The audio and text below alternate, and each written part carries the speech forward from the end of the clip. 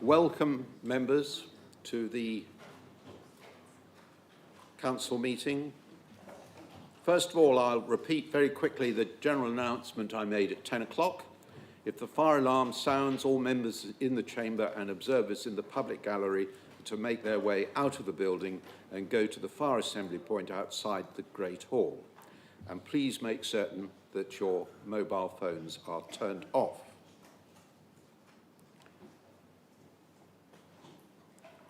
I'd also like to remind members that we are utilising the queuing functionality available on your microphone system, as we did for the first time at our last meeting.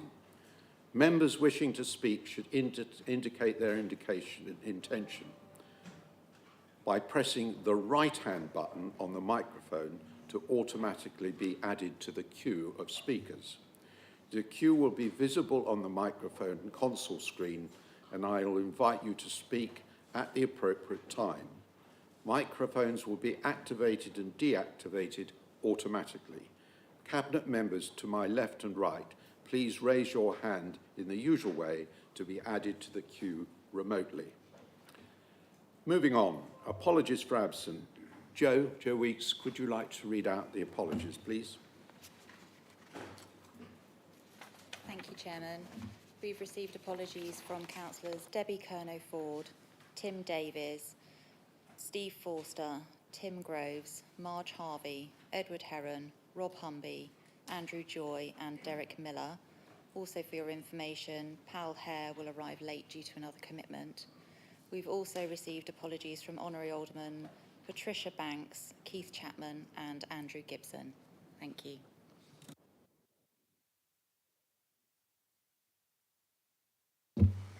Thank you, Jo. Moving on to declarations of interests, I do invite members to disclose any pecuniary interests either now or at the point that the relevant item is reached. All members who believe they have a disclosable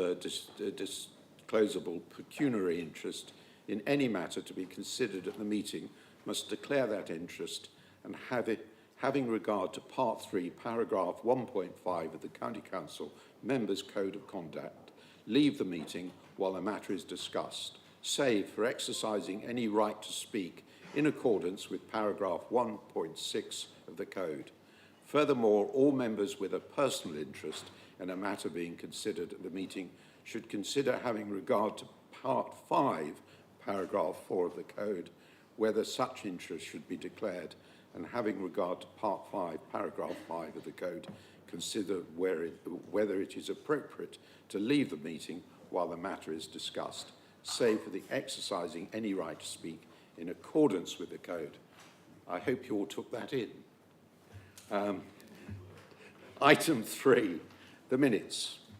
I'd like to ask members to confirm the minutes of the meeting held at the 23rd of May 2024 and for me to sign the minute book. Are there any comments on the minutes at all? Are you happy for me to sign them? Thank you very much.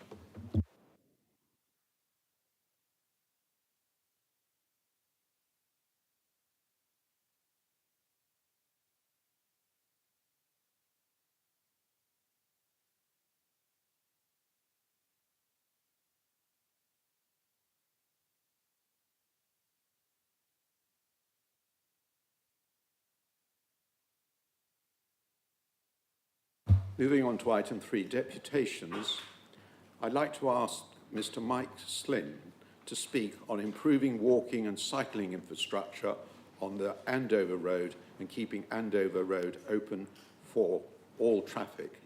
Mr. Slynn, you have 10 minutes. Thank you, Chairman. I hope you've all received a copy from the County Council staff of the short report on our petition that we've submitted, and I'm going to talk to that. First of all, on page 2 of that short report, we show you a plan of the Kingsbarton development and adjacent to it, Andover Road, the old Roman road, which is the main route into Winchester from the A34. And you can see there that the route through the development, Winchester Avenue, has a very large number of side roads which connect the 2,000 dwellings, that's 4,500 people eventually, who will be able to access the road network only via Winchester Avenue. At the northern end of the site, there will be a 200-space park and ride site. The top end of the development, where Winchester Avenue joins Andover Road, is at the Harestock Road junction, and at the southern end, it's Stony Lane. So that's the development itself. It's now clear that this section of Andover Road between Harestock Road and Stony Lane will be closed to all traffic by around January 2026. Traffic will then be diverted onto Winchester Avenue, the road through the centre of the development. The developer, Carla, is not prepared to reconsider the closure, even though the Secretary of State has written to KBRA, so the Kingsbarton Residents Association, of which I am chair, acknowledging that residents have good reasons for wanting Andover Road kept open, and has advised that the issue can be determined locally. We have provided the County Council with the Secretary of State's letter dated 24th of November 2023. Key point here, closing the historic main Andover Road and transferring all of its traffic through the centre of Kingsbarton will be the first time in UK history that a main road has been closed and its traffic diverted through a major new housing development, 2,000 dwellings. This will place the County Council in a very difficult public situation. We advised you of this at the presentation we made to you 2 years ago. Very reasonably, the County Council wanted to improve the walking and cycling routes along Andover Road, and we fully agree with this. There's plenty of space to improve this route right now alongside the existing Andover Road carriageway without needing to close Andover Road. The only plans showing the changes proposed to close Andover Road show the majority of it would need to be kept open to allow residents who live alongside it or near it, with just one small central section in front of Henry Beaufort School closed to all traffic except pedestrians and cycles. We understand that the County Council are now considering proposals made by their consultants to reopen all of Andover Road just for through bus traffic, and have reached agreement with Carla on this. This is despite the fact that the bigger demand for bus transport is bound to be from the 4,500 residents of Kingsbarton itself. The key points that we have which lead us to the conclusion that Andover Road should not be closed is that Winchester Avenue is a high-density, social, affordable and shared ownership terraced housing road with a primary school nearby, community centre and neighbourhood centre adjacent to it, and over 20 side roads connecting the housing to Winchester Avenue. It's an unsuitable, low-capacity road to take any traffic diverted off Andover Road. And the result of closing Andover Road for Kingsbarton residents will be, first of all, road casualties. Traffic accidents are very likely to increase compared with the situation with through traffic remaining on Andover Road. Community severance. The volume of traffic along Winchester Avenue will make it harder for people to cross the road and will present a physical and psychological barrier to movement between areas of the development and will separate residents from the children's play parks. And then under the heading of noise and air pollution and carbon emissions, all of these will dramatically increase if Andover Road is closed due to traffic queuing in the neighbourhood centre and its car park, and the accesses from side roads and from pedestrian crossings. Air pollution is likely to exceed WHO standards. Additionally, traffic will try to avoid delays on the congested Winchester Avenue by diverting through Harestock, Week, Headbourne-Worthy and Kingsworthy on their roads. More generally, all Winchester residents will suffer from delays in reaching the A34 for travel northwards, and residents who live just north of Winchester in Littleton, South Wonston and Sutton Scotney will suffer from delays trying to travel into the city centre, with additional negative consequences for emergency services. But there's a new situation on the block, and that is that the City Council, Winchester City Council, has in its draft local plan a proposed development at the Sir John Moore Barracks redevelopment site. If you look at the page 4 of our report, you'll see a drawing showing Kingsbarton, Andover Road, and then north of Kingsbarton, very close north of Kingsbarton, is the Sir John Moore Barracks site. There will be planned some 800 to 1,000 new dwellings there. The increase in traffic from this redevelopment, Sir John Moore Barracks, will result in Winchester Avenue being heavily overloaded. This is unacceptable to Kingsbarton residents, and I surmise also to very many of Winchester's residents. Another park and ride site is planned in this redevelopment, though a recent County Council survey, this was in March 2023, seems to suggest that only the 200-space park and ride site in the Kingsbarton development is needed, and that, therefore, there's no need for a park and ride site. Excuse me, short of water. There is therefore no need for a park and ride site in the Sir John Moore Barracks redevelopment. Regardless of whether there is a park and ride site in the Sir John Moore Barracks development, it is important that the design of the Andover Road, Harestock Road, Winchester Avenue junction includes the opportunity to keep Andover Road open for traffic. We've not yet seen the colour design for this junction, but request the opportunity to see this design. We understand that a planning application for the redevelop could be made as early as September or even perhaps early summer 2025. That's just a year away. We're grateful for support from the Headbourne-Worthy and Kingsworthy Parish Councils, who've both confirmed the Kingsbarton Residents Association view that Sir John Moore Barracks redevelopment should not go ahead if Andover Road was closed. Our petition is then that we ask that the County Council insist on Andover Road being kept open to all traffic as an essential part of any permission for the redevelopment of Sir John Moore Barracks, and we request that the City Council include this requirement in their draft local plan. And there's a subsidiary paper which Councillor Jackie Porter has asked us to put forward, and that is about walking and cycling along Andover Road. We understand that there's £200,000 as part of the Kingsbarton Section 106 funding that will be provided by Colour for walking and cycling along Andover Road between the Kingsbarton development and the city centre. It's about a mile length. We've put forward our own suggestions for this to County Council and City Council officers, and we would ask if they would please consider them, especially as we understand there's going to be a new LCWIP, Local Cycling and Walking Implementation Plan for Winchester. We note that some £100,000 of the Section 106 funding has already been spent by the County Council on providing a stairway from Winchester Railway Station to the junction of Stockbridge Road and Cranworth Road.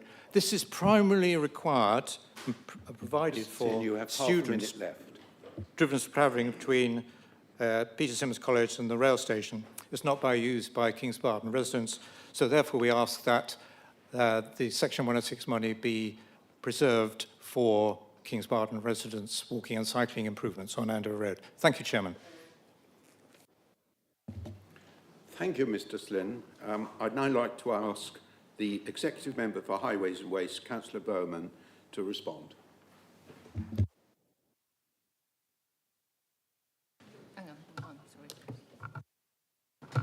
Sorry, confusion over which microphone to use. I think I've got two of them on now. Thank you, Mr. Slim, for your deputation, and obviously we note the contents and your concerns. Councillor Porter has also raised the question about the cycling and walking plans for Andover Road, and I hope in my response you may find some of your concerns addressed. But I thank you for your deputation. Thank you.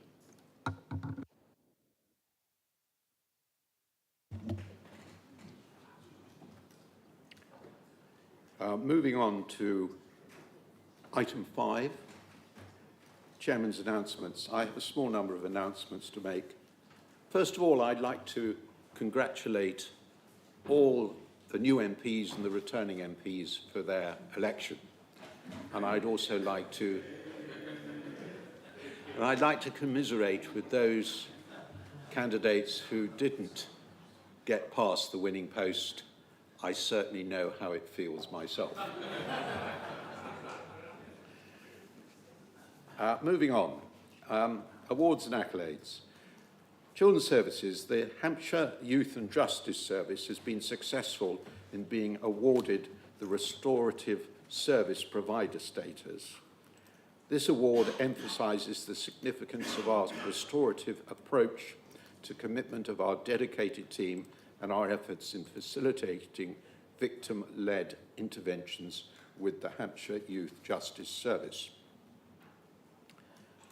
Also, all 5 of our country parks have been awarded an internationally recognised Green Flag Award for 2024, once again. And in addition, Staunton Country Park and Royal Victoria Country Park have again received the Green Heritage accreditation. Leap Country Park has been awarded the Green Heritage accreditation for the first time. The Hampshire Farmers Club held its annual Hampshire Farms and Conservation competition in late June, with the award ceremony taking place at Highclere Castle. The competition is one of the largest in the country and is very well supported as farmers in Hampshire with over 70,000 acres of agricultural land entered this year. Classes are dictated by farm size, and County Farms tenant Richard Stiles of Upper Brownwick Farm, Fareham, scooped a special award in the smallest class 4, and the winner of this year's championship class was Peter Barfoot of the County Council's Little Abshot Farm, who scooped the Class 1 win last year.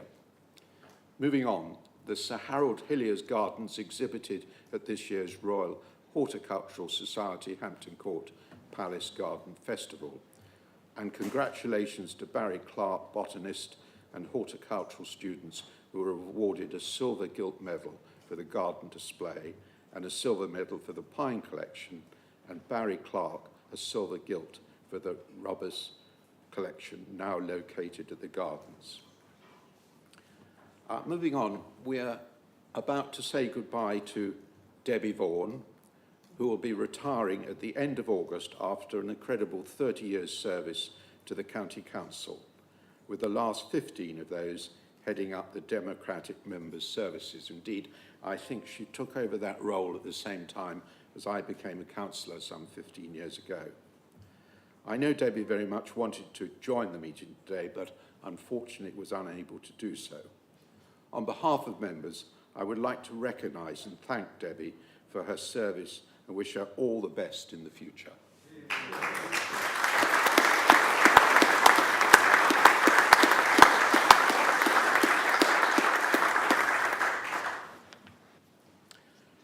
Members, I attended a number of events over the last month or so, slightly curtailed, you will understand, by the general election campaign. But more specifically, I took part in the memorial service at Leap Country Park on the 9th of June to celebrate the 80th anniversary of the landings at Normandy. And that was a particularly nice affair, acknowledging the fact that the New Forest and the coastline along the New Forest took a huge part in the preparation for the successful landings on the other side of the Channel. On the 11th of June, I was honoured to meet the Princess Royal when she visited the British Nutritional Foundation at Worthy Down. And on the 24th of June, I took part in the Armed Forces flag raising outside the Great Hall. later in the same week, I was a guest at the ceremony to mark the Defence School of Logistics and Administration being given the freedom of the city of Winchester. It was an incredibly well-organised affair, and my congratulations and thanks to the military that took part, and indeed Winchester City Council for taking part in that organisation that was so well attended, and I thought it was a really great day. Moving on, I then went to the Hampshire Schools annual review, and I took part at the Great Hall in the Duke of Edinburgh's Gold Award holders reception and the Hampshire Education Awards programme earlier this month. Now I'd like to move on, rather sadly, to two deaths that have occurred in the last couple of months. The first is I'd like to pay tribute to Sir Harold Bernstein, who passed away last month. The County Council worked closely with Sir Harold between 2021 and 2023 as we explored and shaped our devolution ambitions for Hampshire and the two cities in the Isle of Wight.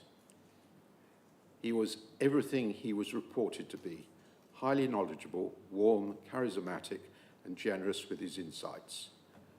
But I already knew that because I knew Sir Harold well when he was the Chief Executive of Manchester City Council for no less than 19 years.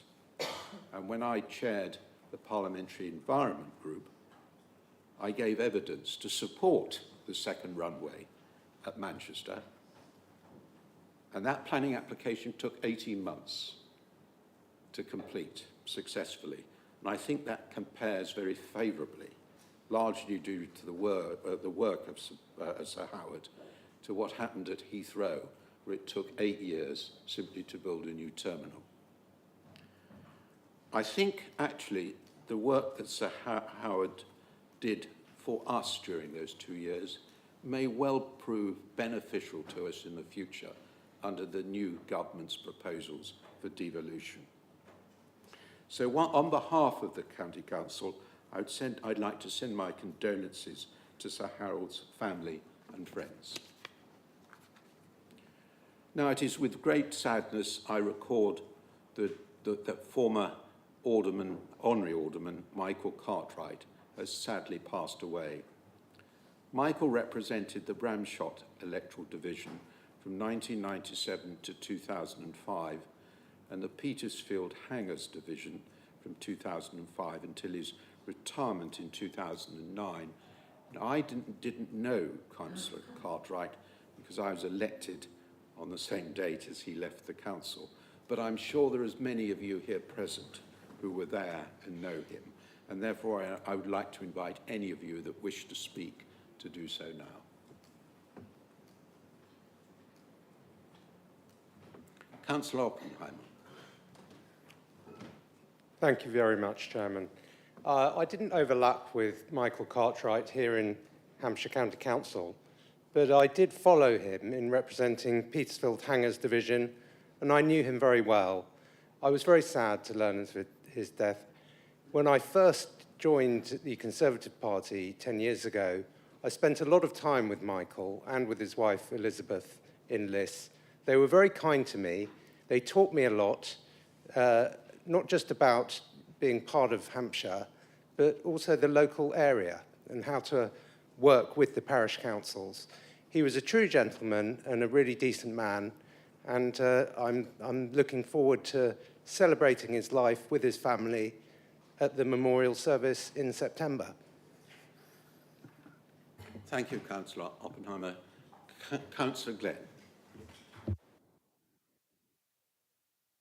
Upon some of us longer servers to actually say something.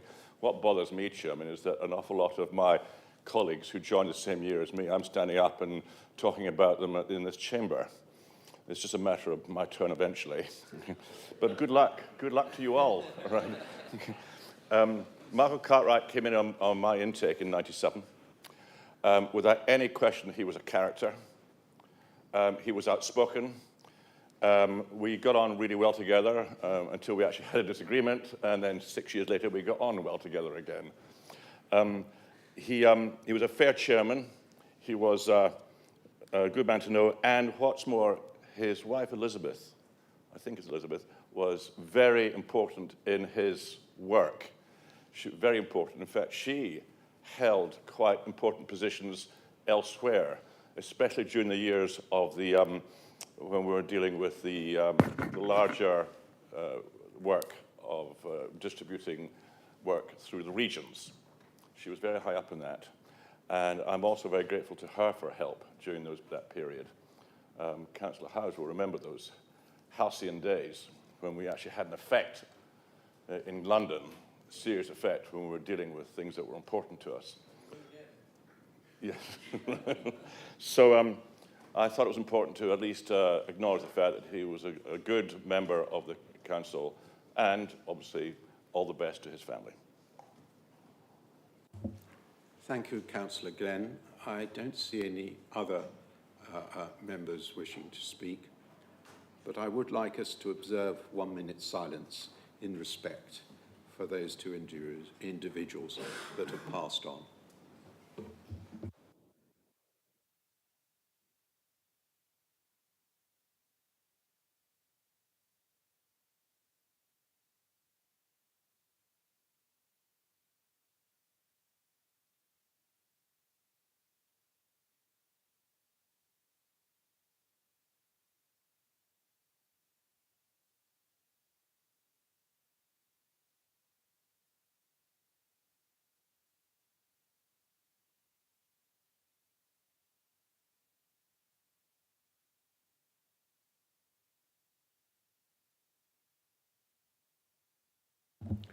Thank you, members.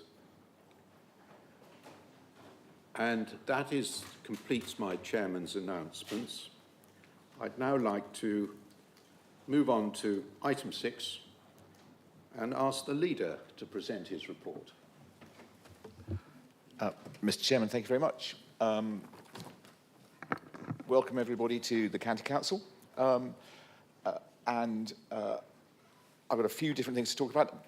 One of the main things, obviously, is just to reflect the general election result and to add my congratulations to those who were successful and commiserations to those who were not. It's quite a job to stand for election for Parliament, and I've done it once. I will never do it again. Yes, I'm kind of honoured that you would be glad that I wouldn't do it, which is it's a bit like my experience is a bit like being on a treadmill that somebody else had the control of the speed, and you couldn't get off it. And so my commiserations to those people who've worked so hard to attempt to be elected of whatever party, because I know that it's quite a job. Speaking of the new MPs, we had Jan and I had a meeting with quite a number of them online on Monday, on Hampshire Day, and ran through how we can help them as a county council. There are a couple that couldn't make the meeting, and we will be arranging to see them separately to introduce them to the cabinet, to the corporate management team, and to explain to them how we can help them going forward. You know my old mantra about the fact that no one stands for election to do harm, and it is absolutely my intention that we work with everybody to ensure that we get the best deal we possibly can from the new government. Speaking of whom, the King's speech yesterday was definitely ambitious. There's an awful lot in there for us to consider, but there's also a lot of opportunity for us as well, and most particularly is the reinvigoration of the devolution deal. So you've seen the letter that we received from the Deputy Prime Minister that I've forwarded to everybody this morning. I shared that with district and borough colleagues on Tuesday as soon as we had that. I have already spoken with, over the last few weeks prior to the general election, the leaders of Southampton and Portsmouth and the Isle of Wight. Had really good conversations with them. We are meeting together for the first time at the beginning of August, but in the meantime, I have meetings with each of them individually to begin to talk about where we are. I think there is much that we can do. There is a new optimism around how we can work together. And the bottom line on this is that a devolution deal will deliver benefits for all of us, for all of our residents, and so why would we not want to do it? So our starting point is that we have had a couple of deals in the past. What we need to look at is to say what was good about them, what did we not like, and what was missing. And I think that's a good place for us to start. Similarly, from the government side, we understand that there'll be various different options that we can look at as well, and that gives us, I think, a framework that we can begin to talk about and have a good discussion about. The important thing is, of course, that we respect the area, and we have already spoken to one another, agreed that this is a discrete area of the county area plus the 3 unitaries, and we will be working within that outer boundary. What it looks like internally is something that we can yet discuss. Talking of the general election as well, you will all be aware that the Future Services timetable was delayed, so we'll be holding the select committee meetings during September and making a decision on the 14th of October as Cabinet around the proposals from SP25 that have been brought forward. The officer team have been diligent in preparing detailed proposals for the select committees, and I hope that all of you will be able to be involved in those conversations. We as Cabinet will be listening to your recommendations that come from them, and we'll be setting those alongside the results of the consultation that we held in the early part of the year. And I said last time that we'd heard the comments of the people of Hampshire about those proposals. We will be listening to your comments as select committees as well, and we'll be reflecting your views and theirs in whatever the eventual decision making is. We debated last time the Debate Not Hate motion, and as Conservative Group Leader, I can confirm that I wrote to Rishi Sunak as the leader of the National Conservative Party to request his support within a week of the last meeting. I will be writing to the newly appointed Minister for Local Government soon and ask for changes to legislation so that the home addresses of councillors are not published by default. I've also got a meeting with the Police and Crime Commissioner next month, as part of which I shall speak to her about the safety of councillors and mechanisms for reporting threats. So, should a councillor wish to report an incident of harassment or abuse, they should do so to the monitoring officer, who will work with colleagues to determine an appropriate response, whether that be onward reporting to the police or use of our management of unreasonable contact and customer behaviour. Additionally, the members' portal has been updated to include information about LGA advice and guidance around security and wellbeing resources. The member induction arrangements for 2025 are currently being developed, but I can confirm that security and wellbeing will be included as set out in the motion. One of the things that we talked about last time was about being positive about the work that we do. We represent a fantastic county. Better still, we are all part of an organisation that does some amazing work for our residents. And so what I wanted to do at each of the meetings that I now chair, both Cabinet and Council, is just talk a little bit about some of the work that the people within our organisation do, because they do such a great job. And I want to highlight at each meeting some of the things that they do. Let me tell you a little bit about the adults delayed discharge work. Hampshire Hospital discharge performance has remained at exceptionally high levels, despite having to operate with reduced service levels in the last financial year. Across 2023-24, over 21,000 people were supported to leave hospital settings with the direct support of Hampshire County Council and wider health and care community partners. These services are delivered by Hampshire County Council's hospital social work teams, our reablement and occupational therapy teams, and our discharge to assess services within HCC Care and Support, who work alongside independent sector providers and NHS provider partners 365 days a year. Through these services, a great many Hampshire residents are safely returned to their own homes to live as independently as possible each year. I'd like to recognise the efforts of all staff, volunteers and families in supporting this vital area of our collective activity. Most of you know I'm married to a geriatrician. I'd like to thank them too for much easier supper discussions at the end of the day, as I get fewer complaints about the people that he's having to look after. Corporate operations and finance. What I need to report to you is that following the significant work by the finance team, we've once again published our draft year-end accounts in line with the legal timeframes. I'm sure none of us can fully appreciate the amount of time and effort that goes into producing some 208 pages of complex financial statements for the County Council and Pension Fund. I hope you've all read them. But it is a credit to the finance team to have achieved it again this year when many other councils struggle to compete theirs. In Universal Services, the Property Services team have designed and delivered construction and are about to construct construction. And construction has recently started on the site for 2 New Hampshire primary schools scheduled to open in September 2025. A third is starting on site later this month. Creating 3 new primary schools in the same year for the first time in decades, the schools will provide a total of 1,179 places for pupils arising from 3 major developments in Hampshire, each one designed to become a focus at the heart of its new community. So it's no small piece of work doing all of that planning and all of that preparation and then constructing new schools for people in our new developments. So well done to them.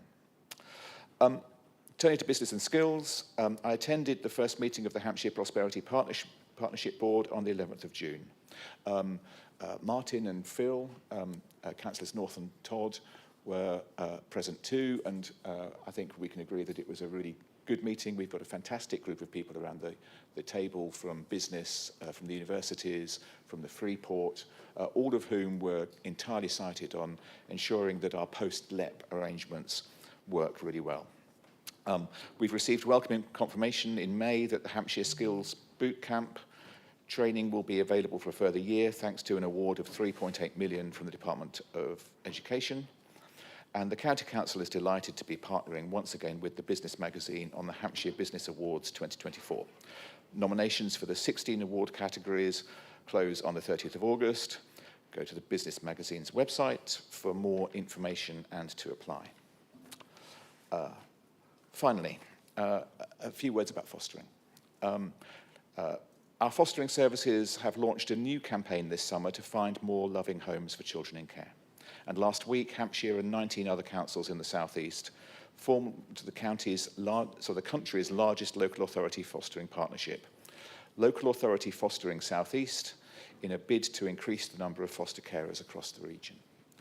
So a child comes into foster care in Hampshire every 12 hours.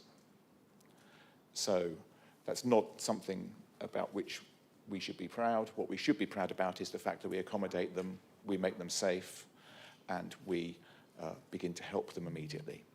But in order to do that, we need more foster carers. And I know from personal experience of working alongside foster carers when we brought our children home of the fantastic work they do. And so I would absolutely encourage anybody who is thinking about fostering to get in touch, because they make their work changes lives for the better, without exception. I'd said finally, it's not quite finally.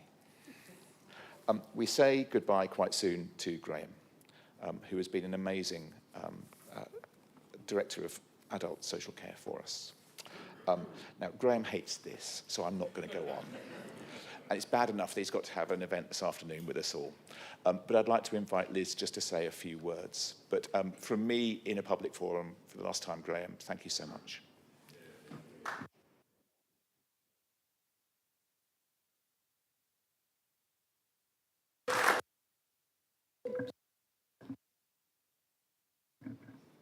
Right. Firstly, before I start, Graham, can I just turn to Nick and say thank you for highlighting the work that we do in adult social care on discharges. So often the work that our staff do goes under the radar. People don't know, and to be honest, they don't care. But actually, these are absolutely vital services that go on day in, day out. So thank you for bringing it to people's attentions. Graham, I know you're going to hate this, but it's my pleasure and privilege to say a few words today on behalf of the whole council. Graham, during your time as Director of Adults Health and Care, you have overseen and driven many changes due to our transformation and savings programmes. we were the first authority in the world to introduce the Amazon Alexa, I'll get it the right way round, into homes as part of adult social care.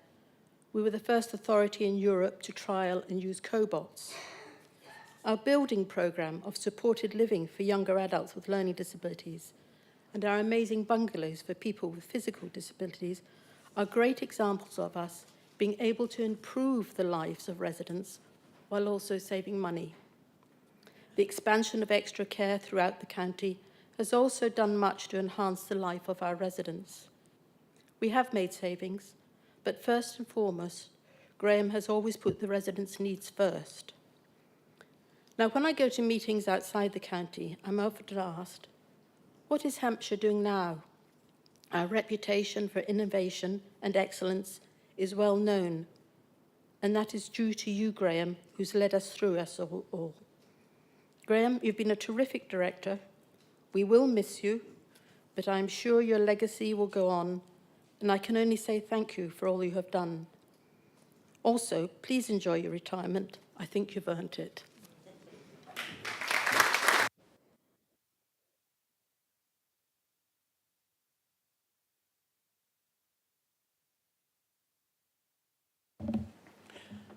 Thank you, Councillor Fairhurst. I would also like to add my own thanks to Graham Allen for all the work he's done in adult services. It's really been tremendous, and we as a county have very much benefited in every way from what he's done over many years. Right, it's question time. Item 7. Only 2 questions, but as usual, there is one from Councillor Porter. But first of all, we have 30 minutes as normal. Councillor Malcolm Wallace to ask the Executive Member for Highways and Waste. Councillor Wallace. Thank you, Chair. For 2 years now, Hampshire County Council has been investigating concerns raised by local residents and environmental organisations about vehicles using a 200-metre stretch of the River Meon in Droxford as a splash route. Residents have supplied evidence of the ongoing impact that vehicles driving up and down the river is causing to this internationally recognised chalk stream, which is designated as a county site of importance for nature conservation. As local county councillors, both Councillor Stallard and myself have seen the impact for ourselves and are keen that this issue is addressed as soon as possible. Therefore, whilst Hampshire Highways investigations continue, will the Council put an immediate TRO on the route to stop further damage? Thank you. Thank you, Councillor Wallace. Now I'd like to ask the Executive Member for Highways and Waste, Councillor Lulu Bowman, to respond. Thank you, Chairman. And thank you to Councillor Wallace as well for his very interesting question. It required some research, I have to say, and I'm going to challenge a few of you here. The definition of a splash route. I had to, as I said, do the research, but for those that don't know, it's quite unique and is like an extended ford, except the riverbed becomes the road, I believe. And this, I think this splash route has been at Mill Lane for centuries, I believe.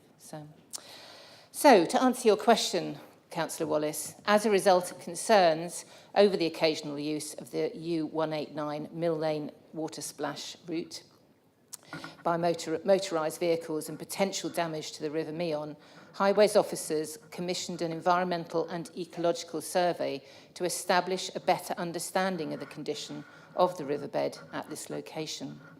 A draft report has been received, and initial findings suggest that there are no major concerns relating to the stretch of the river in question that would warrant any immediate intervention. Nevertheless, further repeat surveys have been requested this year to allow for a year-on-year comparison of the situation to be made. Regarding your request for a traffic regulation order, a TRO, to be applied to the route, this will not be taken forward at this time. A TRO requires a strict legal process to be followed, which includes the need for public consultation before any decisions can be made regarding implementation. Officers are aware from informal discussions that have been held with specialist user groups that there is a high likelihood of objections being raised, which would increase the risk of any TRO application being unsuccessful. This could also potentially jeopardise any future attempts to control access along this route should evidence support such a course of action. Thank you. Thank you, Councillor Bowman. Councillor Wallace, do you have a supplementary? Please. Yeah, that's disappointing news, as both Councillor Stellard and I saw from our visit to the river, to the splash route, that the evidence is clear, frankly. That you can see where the wash from vehicles has damaged the side of the river. There's water voles further up the river. There's no water voles on that stretch of the river. The evidence goes on. There is a lot of evidence. And there was also some question around exactly where the route goes. So I would ask the executive member whether they would agree to meet with myself, Councillor Stard, and local representatives to review next steps to get this issue resolved. Thank you. Thank you, Councillor Wallace. I'd be happy to come and meet you, and we'll sort out a date after the meeting. Thank you.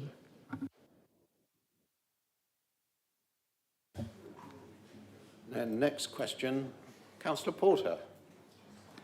Thank you. I have a reputation to keep up. My question is somewhat shorter, but I just wanted to say before I start, I have to declare an interest because I'm a City Council Cabinet Member for Planning in Place at Winchester City Council. And I was mentioned in the deputation, just to say that the deputation was not of my instigation, and my question today relates to a very specific part of that route. What pedestrian and cycling facilities will be provided to the south of Stony Lane on the Andover Road when the new Andover Road, which is called Winchester Road, just to confuse you, is operational? And Councillor Bowman will understand that question. Thank you. Councillor Bowman. Thank you, Chairman. Thank you, Councillor Porter, and I do understand that question. And firstly, I'd like to thank, although he has already left, Mr. Slim for his deputation this morning. Right, thank you. So, in response, I may hand over any supplementaries that you have to Councillor Adams-King, because I believe he's been involved for quite a long time on this particular project. So thank you for the question. It's anticipated that a bus and cycle lane from the railway bridge to the railway station crossroads will feature in the station approach master plan, which is under development. The Barton Farm Development Agreement did not define any other active travel improvements.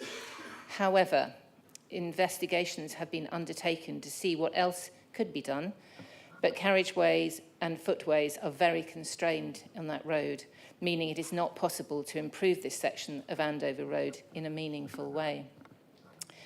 Improvements have been made to the railway station steps and are also planned on Worthy Road, which, if implemented, will provide a good quality and convenient alternative route for new residents of the Barton Farm development to the town centre. Thank you. Thank you, Councillor Bowman. Councillor Porter, have you got a supplementary? Thank you. Whilst I welcome the Worthy Road improvements, and I understand that they are literally about to start, for many people in Kings Barton, they will find that, and north of, and all those places around there, they will find that quite a deviation for most of their daily journeys.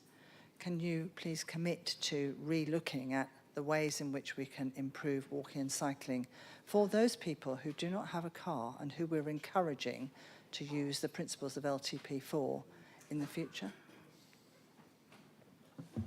Councillor Bowman. Thank you, Chairman. I am going to ask Councillor Adams-King to stand and answer that one. Thank you. I think to be fair to Councillor Bowman, fair to Lulu, because we're all just moving things around. Jackie, Councillor Porter, I think the short answer is that this falls less within the Kings Barton development bit and probably more as part of the Winchester Movement Strategy Board, which your colleague on the City Council, Councillor Lerney, is the City Council rep, and where we've had some really good and really collegiate and positive conversations over the years. Lulu will be sitting on that board now. There hasn't been a meeting of it, I don't think, as yet. And so that's where that can sit. We are constantly looking at things. The LC Whip for Winchester is currently being consulted upon as well.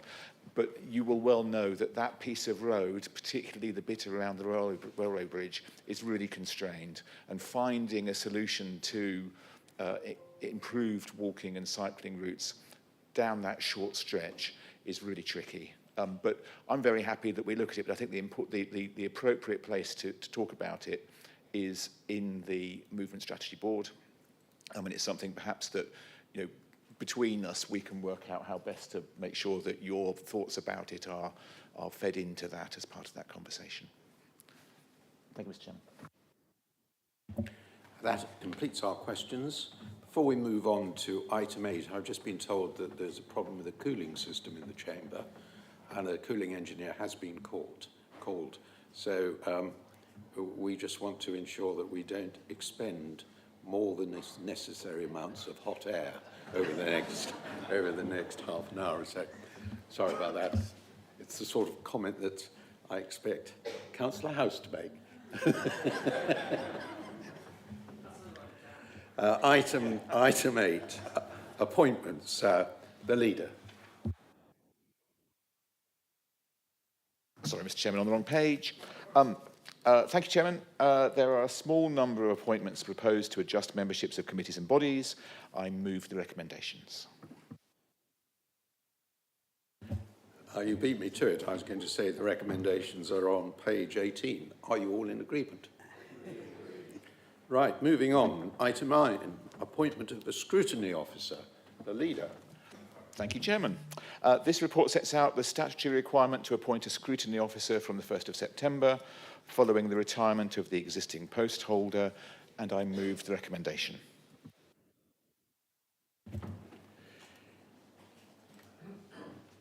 Is there any questions? Debate? Are you all in agreement with the recommendation on page 19? Thank you. Moving on to the item 10, end of year financial report. The leader. Thank you, Chairman. This one's less pithy, I'm afraid. Members, I present the end of year financial report to you for 2023-24.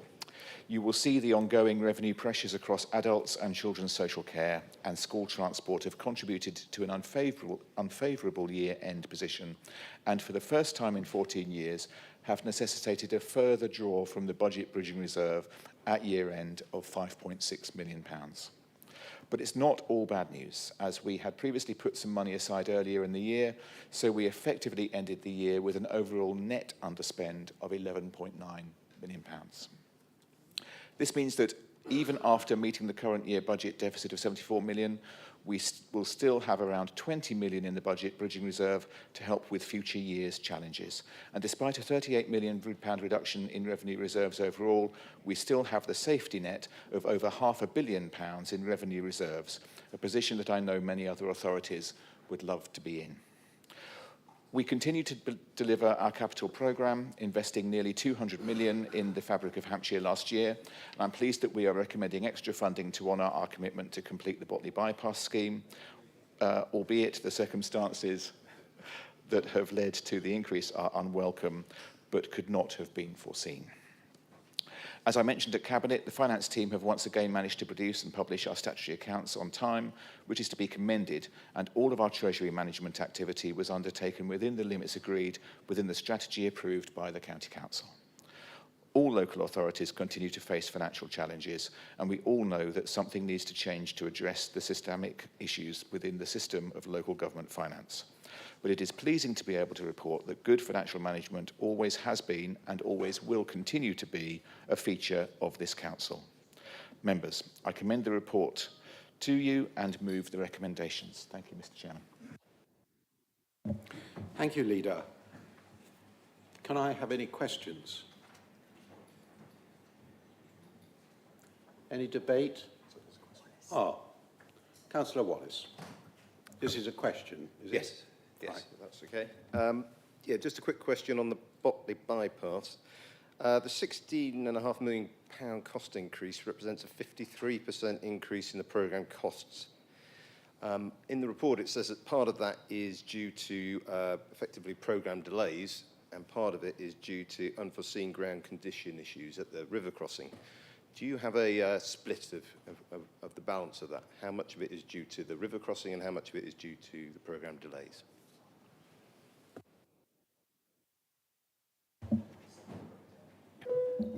Sorry. Short answer, I'm afraid, is no, Councillor Wallace. I don't have that to hand, but I can get it to you and we can pass it across to you.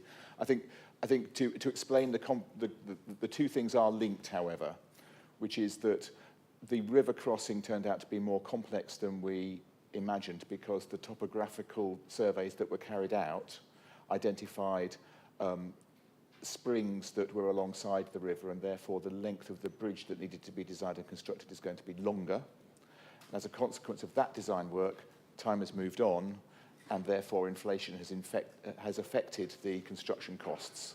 But we can let you have that breakdown between the two different figures. Thank you, Leader. No more questions? Debate? Are you happy with the recommendations on page 22? Okay. Are you all agreed? Okay, fine. Moving on. Item 11, Hampshire Minerals and Waste Plan, partial update submission. The Leader. You see, you thought by not asking me questions, you wouldn't hear from me so much. But I'm very sorry, it's me again. Thank you, Chairman. The Hampshire Minerals and Waste Plan is a statutory planning document which requires review every 5 years. During a review in 2020, it was concluded that the plan required a partial update. The process that followed included 2 full consultations under Regulations 18 and 19 of the Planning Regulations as set out in the Cabinet report appended. Cabinet has considered the issues raised in the responses to consultations and at its meeting in July 2024 resolved to recommend approval of the partial update by the County Council for submission to the Secretary of State. The submission plan is included within your agenda papers beginning on page 147. Mr. Chairman, I move the recommendations. Thank you, Leader. Are there any questions for the Leader? Debate? Councillor Wade. Thank you, Chairman. The impact of having the Midgham Farm site in the Minerals and Waste Plan turned into a quarry will have a serious negative effect on both the local environment and local New Forest residents. The ecology and biodiversity impacts will be significant. The landscape is beautiful and provides habitats for many animals, including dormice, deer, rabbits, birdlife and badgers. Loss of green space for villagers and wildlife, resulting in negative impact on protected habitats and species. The proposed site of Midgham Farm must be removed as it is not suitable. Mining this land will destroy the natural wildlife corridor, which helps to link Ringwood Forest with Avon Valley floodplains, loss of ancient hedgerows and woodlands. The proposed site will have a negative, high adverse effect on impact on habitats and species. Natural England has already issued a dormouse mitigation licence to Cemex for this proposed site. Natural England is really concerned that there is insufficient evidence has not been provided in support of the local plan update regarding allocated sites appropriate in assessment under the Conservation of Habitat Act 2017. The site may not be delivering the right amount of protection as found in the Act.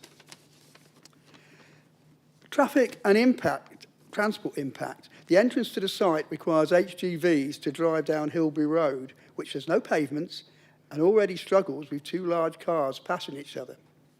The proposal includes a new road access off Hilby Road, which goes straight through a forest which is currently well used by dog walkers, cyclists, runners and bird watchers. There's a lizard habitat revival close by too. The current paths will not take traffic, so it will be a significant blot on the local countryside and amenity of the forest to make it accessible to HGVs. Anyone who's driven around this area will know that the roads are already in a very poor condition. Hilby Road is terrifying to drive along because of the huge HGVs that are too big for the narrow single carriageways. Roads are not wide enough or suitable enough for a large number of HGVs. Increased danger for all road users, including cyclists and horse riders.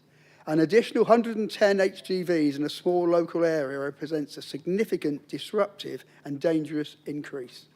The local road network is simply not built to take this quantity of HGV traffic, and other road users will suffer as a result. This increase in emissions would contravene policy 2 of the Climate Change Act of the local district. The road floods at this moment. It has poor surface condition, which is only going to get worse as if heavy traffic breaks up the surface more. In addition, the trucks and plant will produce a pollution reduction in air quality, resulting in increased health concerns communities at Alderholt and Fordingbridge. This is a totally inappropriate site, and therefore I request that Midgham Farm and also the inappropriate sites are withdrawn from this plan. Thank you, Chairman. Thank you, Councillor Wade. Councillor Porter. Thank you, and I apologise for repeating what I was saying at Cabinet last week, but I think it's relevant. Yesterday I attended the Regulatory Committee and a site was agreed for waste. And there's a very important part of this process which the site went through, and I understand why. But in the paper, in our Minerals and Waste Plan, you've actually looked at the principle of safeguarding sites. But in Policy 29 of the Minerals and Waste Plan, it says no new sites have been allocated for waste. It says in the plan they continue to come forward, so everything's okay. But if Hampshire wants to ensure that waste storage and management is to receive public support long term, they need to seek a better planning of new waste sites as the sector becomes more sophisticated in what it receives and handles. Any new site recovering concrete, for example, at the moment, the one that came yesterday has been recovering concrete for some time, but it's getting more sophisticated and a larger process. And in many ways, as we recycle more construction waste, the impact of dust and pollution increases. The PM2.5 and PM10 are known to travel far and wide, and we've been working with James Moore in our Public Health Department to look at the implication of this. And regionally, we don't want to make air quality worse by these works. Active measures to contain these particles and the way in which they travel across our county should be a major consideration. So I'm disappointed that the principle of major recycling centres has not been restricted to agreed sites which would be at major road hubs and not in rural farms as so often happens. I'm sure many of the members here will share with me the angst of residents as they see the impact of waste sites in their own area. But even if they are given, once they're given, they become safeguarded waste sites. So they remain as waste sites forever. So as new ones pop up, the old ones are still safeguarded. We could end up with the whole of Hampshire becoming one ginormous waste site by the end of this century. So restoration of the countryside sites back to quality environment, as we already do with our extraction sites, is part of the policy, and we need to make that part of our planning process too. At the moment, I remember at the beginning of the minerals and waste conversation, we had working days with other ecologists, and I was most struck that probably the best and most informed ecologists were those who were managing the restoration of gravel sites, gravel extraction sites. And they knew exactly what that means and what that would hold for that community once the site was restored. But we're not doing the same with waste sites. And I do urge this council to rethink how we manage the restoration of a waste site once it's served its purpose. And perhaps we've moved on to a more sophisticated way of managing waste in the future, possibly in the next century. But we're here to preserve our environment, not just for now, but also for further into the future. And I'm grateful to Councillor Latham for doing his absolute best at making sure that all of those details are taken consideration in regulatory. But still, we have this gap between safeguarding a site that's become a waste site forever. Thank you. Thank you, Councillor Cooper. Councillor Pratt-Baines. Thank you, Mr. Chairman. I would like to propose an amendment to the recommendation on this item. We have this printed for members and are ready to circulate if possible. Mr. Chairman, a point. Councillor House, because it's a plan or a strategy, there are no recommendations either approved or not approved. And if it's not approved, then we have to agree the reasons for the objection. Okay. Yeah. So we'll have to vote, and if the vote is.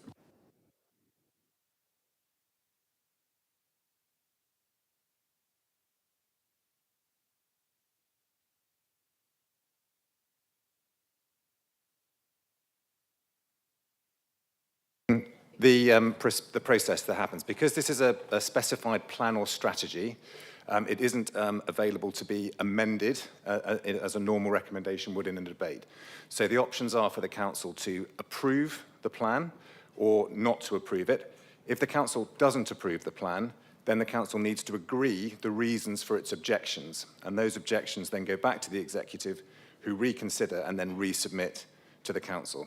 So what I suggest is that we have the debate. Everyone can express what their reasons are for objection. We'll have the vote. If the recommendations are passed, well, then the recommendations are passed and it finishes there. If the recommendations aren't passed, then we'll need to agree, the council will need to agree the reasons for the objections. Thank you. Is everybody clear about that? Good. On that basis, Councillor Baines, do you wish to speak?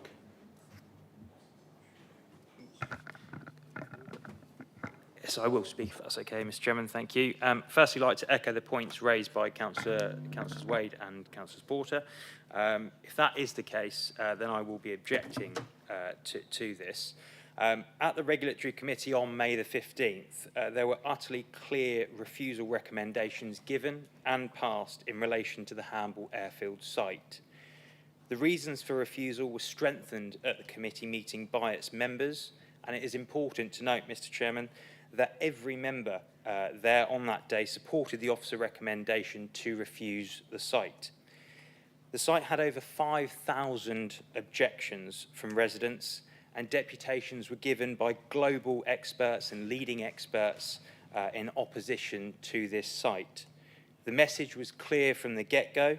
The proposed site was not right, not appropriate, and not sound. It is clear that the proposed site on Hamble Airfield cannot be delivered. The plan is not sound, and given the clear message from the community, residents, and members of the Regulatory Committee who supported the refusal for this site, HEC should not be putting this site forward in the Hampshire Minerals and Waste Plan. The reasons for refusal were clear as to why the site didn't work, wasn't appropriate, and was not sound. Let's listen to the thousands of objectors, the Hamble community, the officer report, and all Regulatory Committee members, and let's remove this refused site from the HMWP. Thank you. Thank you, Councillor Baines. Councillor Kempji. Thank you, Chairman. I welcome this review, 5-year review of the Minerals and Waste Plan, but I wanted to alert members to a possible complication. And I'm referring in particular to soft and silica sand land banks. As you well know, as members will know rather, the land bank is calculated for all types of minerals on permitted reserves. But unfortunately, when we're dealing with a relatively rare commodity, some strange things can happen. For instance, something like 80% of the soft sand land bank, particularly in East Hampshire, has been declared dormant by the operator. So some 2 years ago, 80% of permitted reserves were granted. And unfortunately, this big international company, for commercial reasons, decided to put into cold storage the operation of that quarry.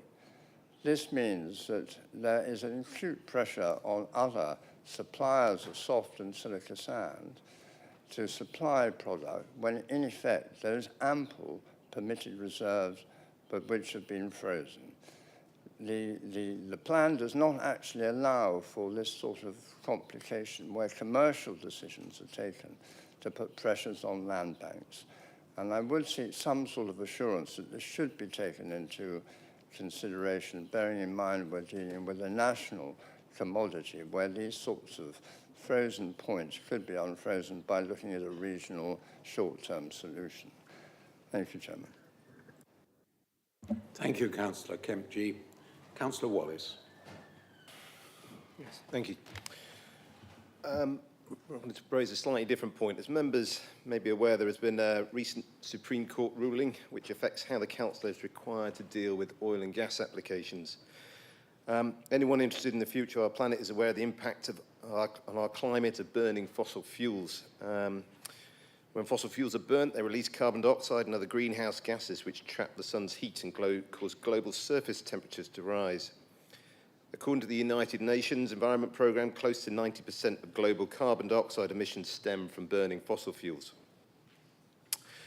Before a developer is allowed to proceed with a project which is likely to have significant effects on the environment, legislation in the United Kingdom and many other countries require an environmental impact assessment to be carried out. Just 4 weeks ago, on 20th of June, the Supreme Court handed down a groundbreaking judgment that the environmental impact assessment must include downstream greenhouse gas emissions of a fossil fuel extraction project before deciding whether to grant permission for this development. In other words, planning must take into account not only the direct environmental impact of the site itself, but also the environmental impact of burning fossil fuels that are produced at that site. In their judgment, the Supreme Court was clear that in order for the process to have the necessary democratic legitimacy, the public must be able to participate in environmental decision-making and be informed of the environmental impacts of a proposed development so that they can comment upon them before a decision is made to grant planning permission. This means that planning authorities are now required to address the fact that fossil fuel extraction will inevitably lead to an increase in global warming, which will only serve to exacerbate the climate emergency and put us all in even greater danger before deciding whether to grant planning permission for such a project. This is a significant change to how environmental impact assessments have been performed in the past, and therefore it's important for the impact of this ruling to be captured in the Minerals and Waste Plan. So I was pleased to be advised at last week's Cabinet meeting that the Supreme Court ruling will be one of the key issues to be reviewed with the Secretary of State to ensure that the findings are fully incorporated into our Hampshire Minerals and Waste Plan going forward. Thank you. Thank you, Councillor Wallace. Councillor Crawford. Thank you, Chairman. I wanted to perhaps raise a question again about the Hamble Quarry situation, where the applicant had 6 months to appeal, which would run out in November, as I understand it. But as part of that appeal, it seems that Hampshire County Council would be party to their appeal. And I can't quite understand the implications of that, given that the regulatory committee turned it down. How can it now be that without any further public consultation, Hampshire can now be party to the appeal by the applicant? Thank you. Thank you, Councillor Crawford. Councillor House. Well, thank you, Chairman. It would be interesting to receive the answer to Councillor Crawford's question in due course as well. Our job this morning just about, is to decide if this plan is sound. And the reality is that it isn't sound, and we know it's not sound. And that was all Councillor Bain's proposal was going to do, simply to refer it back to Cabinet on the basis that the plan is not sound. We've already heard some pretty powerful arguments just in the short debate so far this morning with very real concerns about elements of the plan. All of those, individually, could trip the plan up when this reaches inspection. This is our last chance as a council to put forward our views to the inspectorate. Beyond now, it becomes the inspectorate's issue. But if we're knowingly putting forward a plan that we know is not sound, we're losing our best shot. And it is our duty to put forward our best shot. The simple example of Hamble Airfield is a case in point. Regulatory Committee had a series of officer recommendations and strengthened those officer recommendations to refuse the application, to the point where I don't think anyone in the room seriously believed that the site could actually come forward and receive a planning approval in future. The reasons for objection and the strength of those reasons were sufficiently strong to undermine the viability of the plan. The plan, in theory, might have worked, but when you tested it at development management level, it was proved not to be capable of being delivered. The report that went to Cabinet was actually subtly flawed in this respect, and I don't doubt the intentions of the author of the report at all.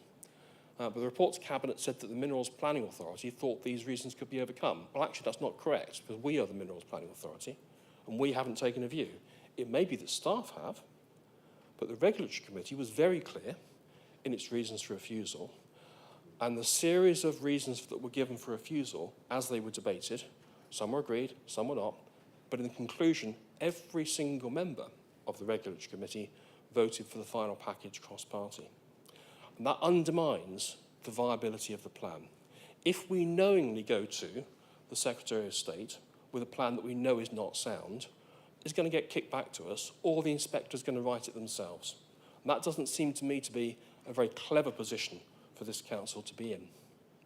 Councillor Glenn mentioned earlier the halcyon days of the old Regional Planning Committee, when we had a government that was prepared to listen to local authorities. And one of the big issues that was debated in those days was about the amount of mineral supply that was really necessary in the longer term. And we got pretty close to the point before the whole system was abolished to demonstrating that the demand for aggregates wasn't actually as high as the system self-generated. And these systems have the ability to just regenerate themselves and say, if you've done this, you need to do more of this. And we know now that's not the case. That, again, hasn't really been tested through this process. So it's another area where we know the plan might not be sound. So in conclusion, we were simply going to move that we refer this back to Cabinet to have a rethink on these points, because we collectively need a plan that will work. This doesn't do that, so therefore this council should not be agreeing this plan today. We should be rejecting the plan, referring it back to Cabinet on the basis that the plan is unsound. Thank you, Chairman. Thank you, Councillor Cowes. Councillor Cooper. Thank you, Chairman. Members will realise that the Regulatory Committee, 15 members I think it is now, is one of the most busy committees in this council. It meets monthly. We have site visits as well, and all the members on regulatory are well trained in planning law and whatever else. They made a very clear decision. It was 11-0, as Councillor Baines pointed out, to reject the Hamble site. Now, when you come to the policy 20, where Hamble is listed as a potential site, it states specifically under paragraph 3A that proposals for the new sites outside the areas identified in policy 20, including sites identified in policy 21, which includes Hamble, will be supported where the development is in line with the policies in this plan, and the development would not pose unacceptable harm to the environment and to local communities. Regulatory decided that there was going to be harm to the environment and harm to the local communities. They were deciding on the council's behalf, but they were councillors. They were not officers. We are the council, not the officers, and the decision was made quite clear at that particular time.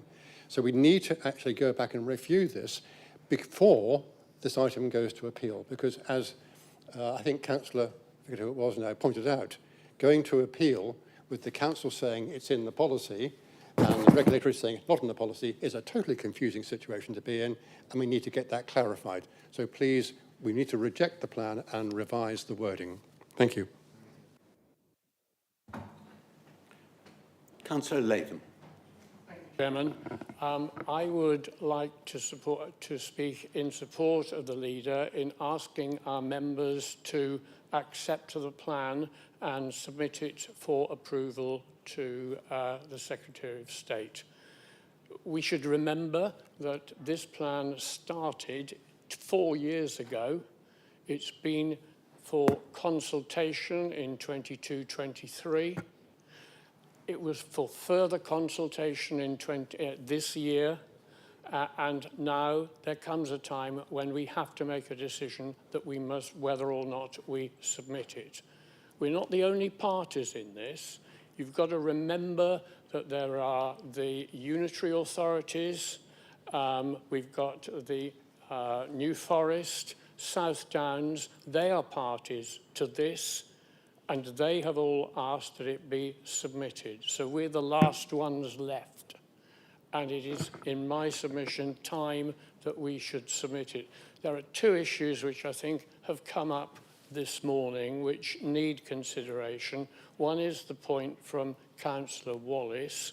I'm aware of that Supreme Court judgment, and I'm aware that since that judgment has been made, our officers have been climbing over that judgment to see what effect it would have, and they have already put in the paperwork, the supporting paperwork, which is always a fundamental consideration, a paragraph which covers the position with regard to downstream environment impacts. So there's a paragraph in it.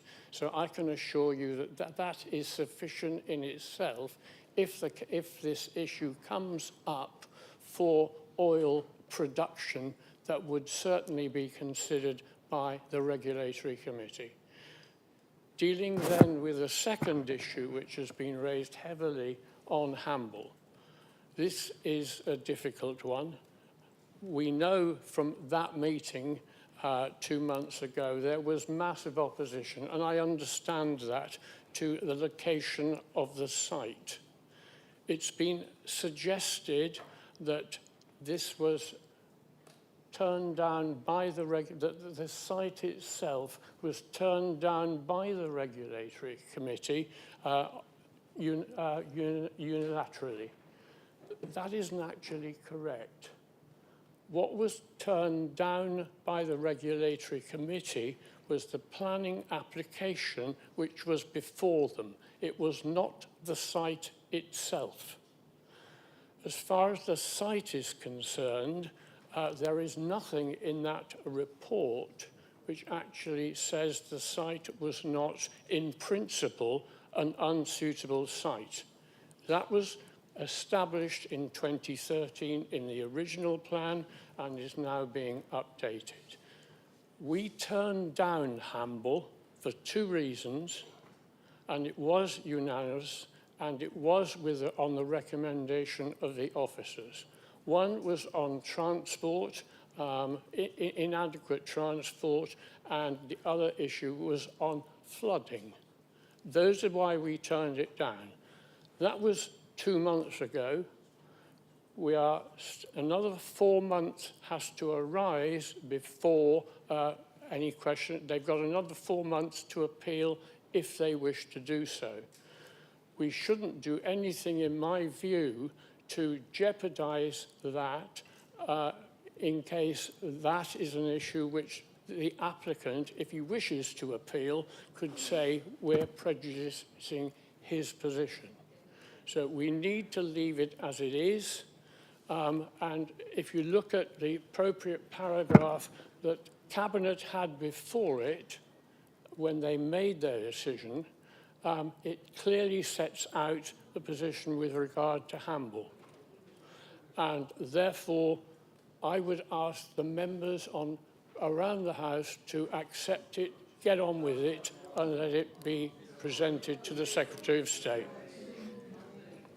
Thank you, Councillor Latham. I allowed Councillor Latham just to complete that particular technical argument because I thought it was important that everybody heard it. Councillor Glenn. Thank you, Chairman. It's been a really worthwhile debate. If this was happening on my patch, Chairman, I would be doing exactly the same thing as the initial responder, the initial councillor who brought the subject up. I will be taking the advice of my colleague, Councillor Peter Latham.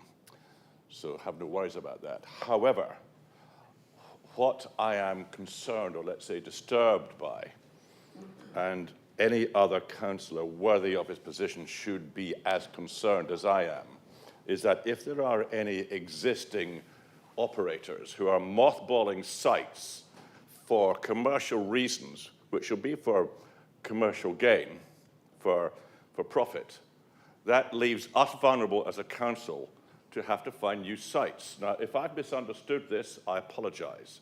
But I think that's wrong. So therefore, I think it's necessary, and it's important that we do this, that we find out what is going on with the other operators to whom we've already given permission in the past. And secondly, what can we do to force their hand to get back to business? As I said, Councillor Howes and I fought really hard a few years ago to make sure that the whole of the southeast of England didn't have to start digging up quarries that didn't need to be dug up. And we did win some major victories on it. I don't see why we need to give in at this point, but I understand the legalities of the current situation. But I want to hear from the executive member or even an officer what we're going to do to stop this from continuing. Thank you, Councillor Glenn. Councillor Parker. Thank you, Chairman.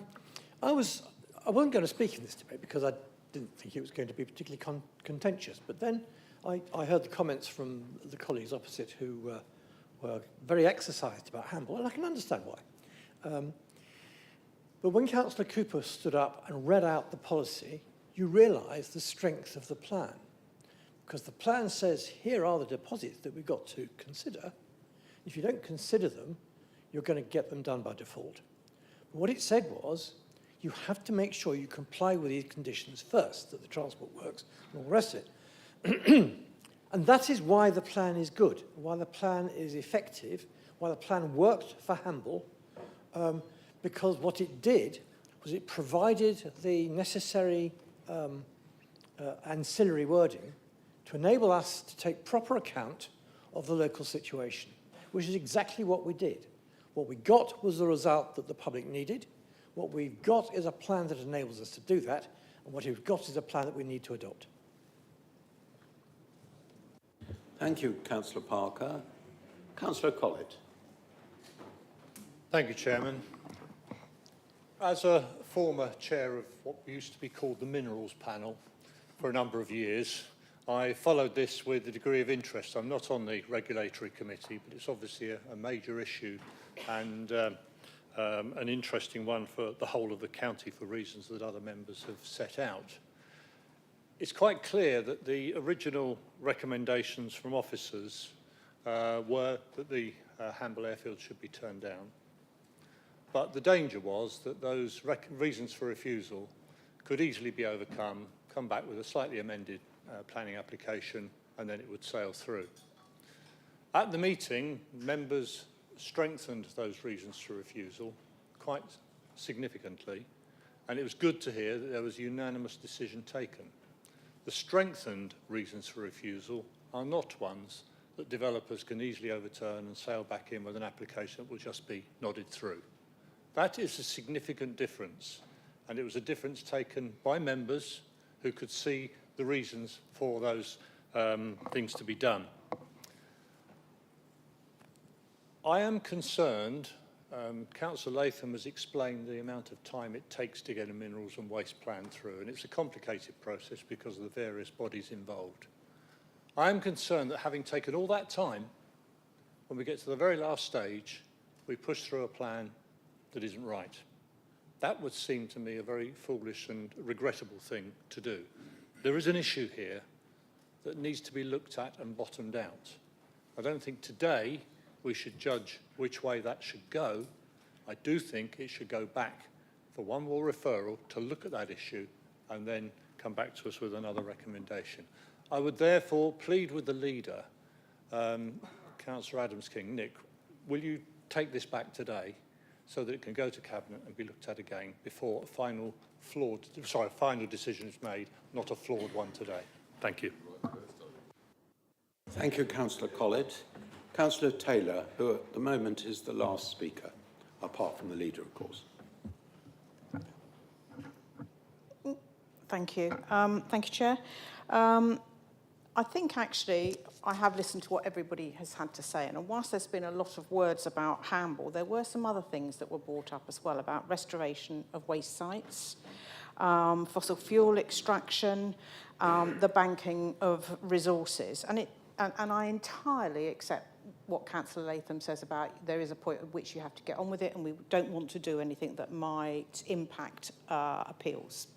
However, delaying and putting back to Cabinet will not do that, because we're not actually rejecting it. We're not saying at this meeting, let's take Hamble out of the picture. We're not doing that. We're just delaying it for a bit to have these key issues that have been identified, which are important issues, just have another little look at them. And actually, I don't think there's much to lose with doing that. So I would support the fact that we should just delay that, take it back to Cabinet and have another little look. We might carry on with exactly the way we are. We might make some changes. Who knows? But there's nothing to be lost.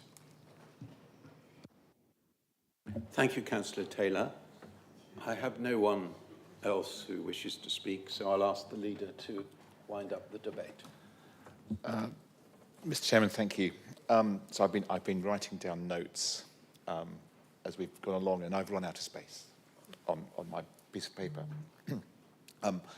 Thank you, all of you, for your thoughts. The person I'd like to thank most is Peter, because I think Peter articulated perfectly for us the situation in which we find ourselves. If we look at all of the various sites, there are very clear reasons why we might look at a number of them, Midgham Farm included, where we would think that there are reasons why we might wish to be concerned about them. Many of you here either are or have been dual hatters. So you'll understand the same kind of principle that happens at a district and borough level around a local plan. And this is no different to that. We have a responsibility to ensure that we have a sufficient supply of sites to deliver minerals and waste, and also to deliver on whatever the pipeline is identified as being needed. And thereby lies the risk in delaying this. We know that the government has an agenda of growth. That agenda of growth includes significantly more house building. It includes bringing forward many more sites for commercial and industrial development, and all of those will need minerals in order to deliver them. And so I quite suspect that there would be a very strong argument in the relatively near future from those operators who wish to promote sites that we have currently rejected from this plan, that they would wish to be able to bring them forward. So although in principle, I completely agree with Councillor Taylor, that where would be the harm in delaying this? Where would be the harm in going and looking at it again? Where would be the harm in potentially waiting to see whether that that appeal on Hamble Airfield comes forward? And you might reasonably say, well, there isn't any, but I think there is. There's risk, and there is significant risk around that, because if we don't deliver on the plan, and we don't deliver on it in a timely fashion, and the figures begin to change in terms of the amount of mineral that is needed for the county, then we open ourselves up to having to look entirely again at all of the sites that we have. If I can just turn, before I talk specifically about Hamble and waste again, to the other issues. The waste storage sites, the issue, the part of that Jackie was talking about, I completely agree with you, Jackie. I think there are, it would be good for us to identify more sites, because we know that there will be the potential need. The issue is that none came forward as part of the plan, and we can't identify sites ourselves if they're not promoted to us. So that has to be something that we leave as something that develops, and we look at them alongside what happens. In terms of the restoration of those waste sites and what happens to them, I think we have a good record on doing that, and I would certainly in my patch there are a number of them, and we are in the process currently through liaison panels and through fresh applications. And Councillor Cooper will know this well, that at Squab Wood we're just about to start talking about the restoration of that site in a way that will actually provide not just additional farmland, but also some public open space and some access, hopefully, for residents of Romsey. So we can do that, but we need to engage with it. I think we have a robust process of doing so that involves local members through the liaison panel process, and that works very well in that respect. The quarry capacity that Councillor Kemp-G mentioned, that comes back to the point also that Jonathan raised around what are we doing about ensuring that people aren't land banking and sitting on things. So you might have heard me in a different place on Sunday morning talking with a couple of colleagues on TV about this with specific reference to the housing sites. We know developers sit on land, and the government needs to do something about that. Whether it's land for housing or whether it is land for this kind of quarry development, that's not okay. The important thing is that we should be making sure that we make representations to the government to give us powers to count that in the amount of land that we have, and that we are not, by way of losing it from the system, disadvantaging other sites as a consequence of it. That's something that, looking at the notes attached to the recommendations, I think we should make clearer, and it's certainly representations I'm very happy to take forward. So, with all of the sites about which we're concerned, not least Hamble, we have a situation where there is yet a process to be considered. Remember, we're not approving a plan today. What we're doing is passing it on to the Secretary of State and the Planning Inspectorate to look at it. So there are there's another chance yet for people to put their points of view forward. There is a chance for people to, for residents and for all of us here as local members to put forward our concerns and those that have been raised by Natural England, for example, on sites to the Planning Inspectorate for that process. Similarly then, and Hamble is a really good example of this, because remember, Hamble Airfield has been in the plan since 2013. So it's not something that we've suddenly thought up today and added into the plan. It's something that's been under consideration for over 10 years. And the actions of the Regulatory Committee 2 months ago were absolutely spot on. And that is your final point in the process. When you're not happy about a housing development in your area, you go to your planning committee in your district or borough or city and make the representation there. In the same way, the Regulatory Committee is able to look at things and decide that a site might not be appropriate. But Peter perfectly articulated the fact that if we take Hamble out of this plan now, then we potentially prejudice that eventual planning inspectorate decision. It might well be that Hamble will never be deliverable. The Regulatory Committee made some really clear recommendations as to why it should be refused, and they may not be able to be overcome by the developer.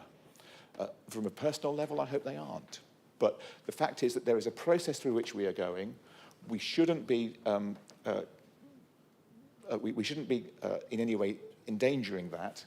And sorry, one last point to be very clear: we have a duty to put forward our best shot, but we equally have a duty to protect all of the other sites that are not in this plan that might otherwise be forced to come forward if we don't have sufficient supply. And that's why we need to send it forward today. Mr. Chairman, thank you.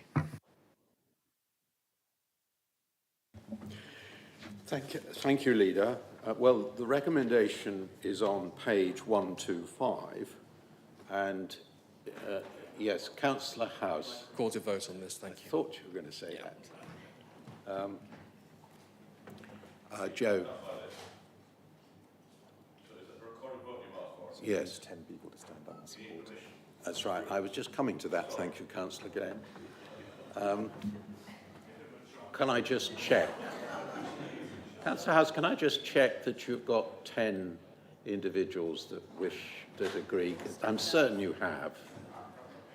Yes, okay, that's fine. Oh, and a few over here as well. Very good too. Right, so we'll go for the recorded vote. Now, are you all aware of how this works? Good. Hang on a second. Should we just check to see whether we've got it set up? Joe? Yeah, it is. It's working. Oh, we've got it set up. Yeah. Okay, perfect. Normally they appear on those screens as well.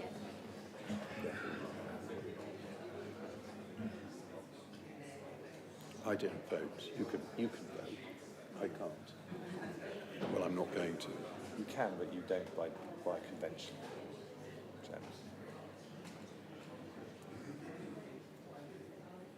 Do we wait a certain amount of time? I don't think we do. Yeah. Ah, here we are.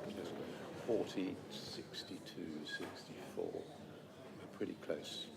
Perhaps I'd give them a little kind of last opportunity. Yeah. I'm going to give everybody another minute just to make certain they've voted.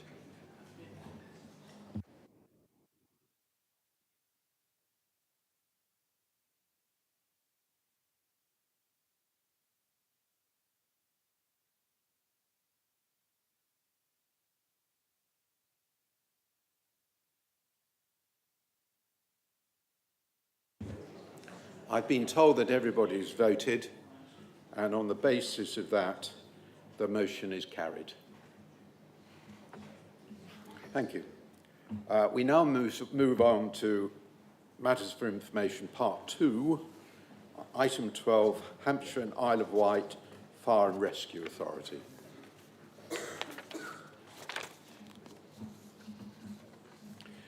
As I understand it, there have been no questions that have been submitted, and I'd invite Councillor Vaughan to present his report. I have nothing to add to the report as it stands, but I am happy to take questions. I thought Councillor Crawford had a question.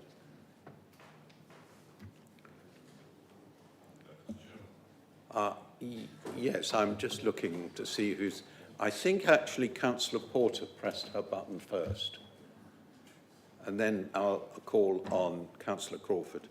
Thank you. I fully support the work of the Fire and Rescue Authority. And I note that you went on to approve the health and safety policy, which remains a priority and maintains a strong commitment to supporting health and safety at work for our fire and rescue teams. But one of my communities actually has quite a serious problem with very fast and changing flooding conditions. So they can be a perfectly normal road in 1 minute, and 2 hours later they are up to their knees in water. And the conversation went, could we actually buy for the community some waders so that our residents can go out and put waders on and put sandbags quickly in front of properties and manage to help people. And our local health and safety issue was about the safety of people in their own homes. However, we were advised by the Fire Authority, the Fire and Rescue Authority, that actually even firemen are not allowed to put on waders when the water is likely to be above their Wellington boots in order to deal with flooding. And I'm asking, how can that be right? I accept that Fire and Rescue Authority are not the only people that are going to be dealing with flooding situations, but to be advising even residents that they shouldn't be helping in this way seems madness. So I'm just asking, what is the situation, and has this been reviewed specifically and recently within this health and safety policy? Thank you. Councillor Vaughan. Thank you, Councillor Porter. Waders, very important. I'm not big in waders. Actually, no, I am. I'm huge. But can I look into it and get back to you? Thank you. Councillor Crawford. Yeah, thank you, Chairman. I'd like to thank the Chairman for an excellent report about the Fire and Rescue Service.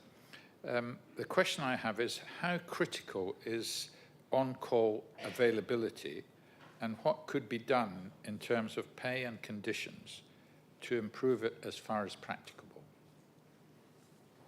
Councillor Vaughan. Thank you, Councillor Crawford. It's not critical. It is getting quite serious. Across the UK, our on-call system is struggling with the impact of economic changes. It relies completely on community members living close to a fire station or being able to leave work or home quickly at any time of the day or night to respond to fires and other emergencies. However, our research shows that this is not a matter of pay and conditions, but on practical impact on working and home life, with fewer people willing or able to make the time commitment of the role. In Hampshire and Isle of Wight Fire Service, the Chief Officer and his team are working to attract those with time and flexibility to continue the important role of the on-call firefighters. And in fact, any help that you or any other county councillor can give would be gratefully received.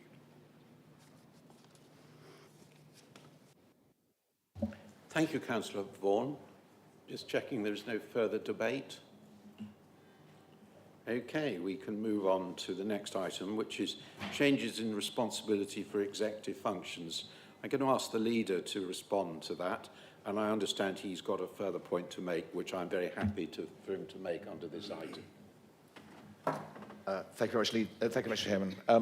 This report confirms the responsibility for executive functions following the changes to the Cabinet membership and responsibilities announced at our last meeting, the AGM, in May. Can I just also make a verbal addition to this, which is I'm pleased to announce that Councillor Leslie Minahan will take on the role of Member Champion for Mental Health and Suicide Prevention, as Councillor Zoe Huggins is now a member of the Cabinet.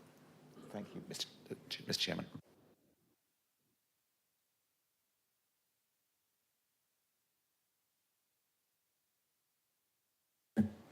Questions or debate? Okay, moving on to... Oh, sorry, Mark. Councillor Cooper.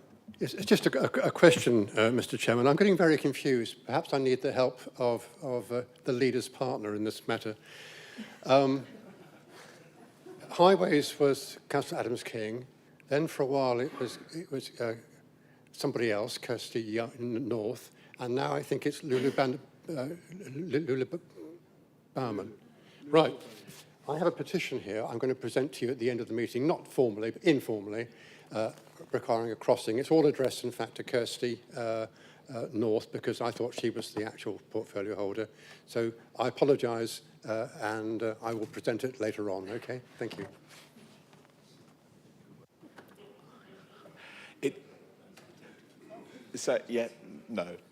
So I'm very happy to arrange a private consultation.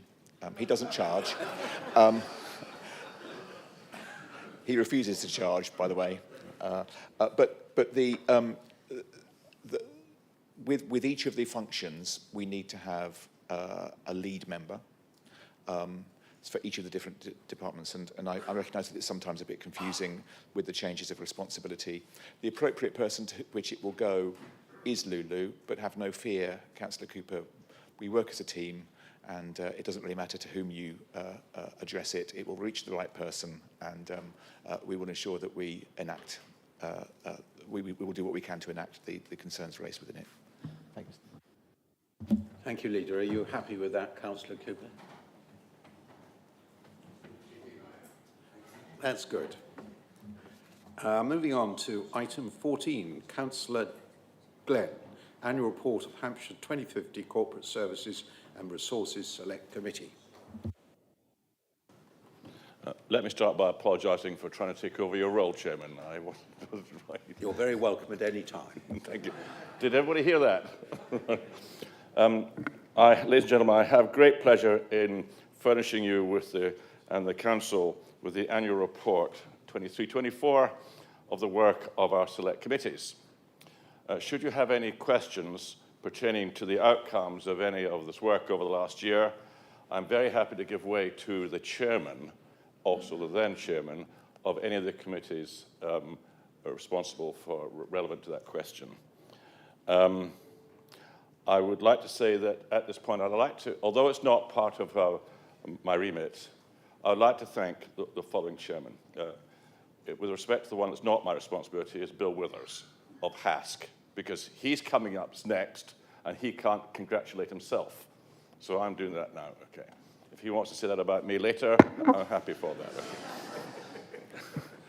I'd also like to thank Councillor Penman for his assiduous work. We will miss him. I'd also like to thank Councillor McCarthy for his work in his committee. Now, I was going to say, if anybody does have any questions on the committee that Councillor Penman was chairman of, I suggest he's the one who answers. I'd like to pay tribute to everybody involved, including chairman, vice chairman, obviously all the members of all the committees, and secondly, in particular, I'd like to thank Councillor Rob Cooper, who is my second on this, who's been really supportive, and to my officer, Louise Barker. Thank you very much.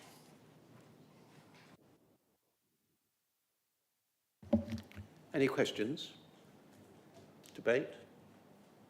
Okay, moving on to the last item on the agenda, the annual report of the Health and Adult Social Care Select Committee. Councillor Withers. Thank you, Chairman. Likewise, I'd like to present the Health and Adult Social Care Annual Report to all the members today. But firstly, I'd like to thank Graham Allen and the Director and all his officers and Democratic Services for their officer support during the year, and the 17 members of the HASC Committee. You will know that our Scrutiny Committee deals mainly with outside agencies, and it's very important that we look after the residents in Hampshire. And I'd also like to thank those people that are no longer on the committee this year, the Vice Chairman, Anne Briggs, and those members that have moved on after the elections. It's a great opportunity and of great importance that we continue the work that Graham Allen and the Director's done, and Simon Bryant, and I'm sure all the members will give me great support on the Savings Programme Working Group recommendations to HASC in September. Thank you, Chairman. Thank you, Councillor Withers. Any questions or debate? Okay, that's it. I close the meeting. Plenty of time for lunch. And I would like to ask you to switch off the webcast, please.